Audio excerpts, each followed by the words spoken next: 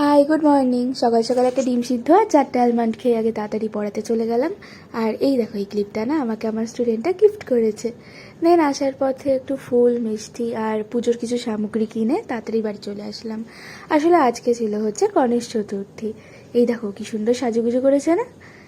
আজকে মাই ঘরোয়াভাবে পুজো করছিল। আসলে এই মূর্তিটা আমার এক ঠাম্মার বাড়িতে প্রতিষ্ঠিত ছিল। দেন ওই ঠাম্মার অবর্তমানকালে এখন গনুদাদা আমাদের বাড়িতেই পূজিত হন। মাই সুন্দরভাবে আজকে আরতি টারতি করে ফুল নিবেদন করে প্রসাদ দিয়ে পুজো দিয়ে দিয়েছিল। আর এই ধুনোর গন্ধ আমার যে কী ভালো লাগে না। আর এই দেখো, এইগুলো আমি বলেছিলাম আগের দিনকে যে আজকের ব্লগে দেখাবো।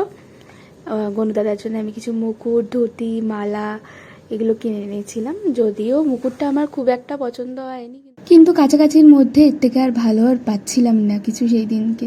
আর এই দেখো কি সুন্দর লাগছে না দেখতে, জবা ফুল, দূর্বা, পদ্ম ফুল দিয়ে। আর প্রসাদে আজকে ছিল হচ্ছে গনুদাদার ফেভারিট মতিচুরের লাড্ডু, মোদক, বিভিন্ন রকমের ফল, আরও অনেক রকমের মিষ্টি, রসগোল্লা, বেকড সন্দেশ। আর কালকে আগে থেকে বানিয়ে রেখেছিলাম মালপোয়া আর পাটিসাপটা। তো ব্যাস, আজকের আয়োজন এইটুকুই ছিল। দেখা হচ্ছে আবার নেক্সট মিনি ব্লগে। টাটা।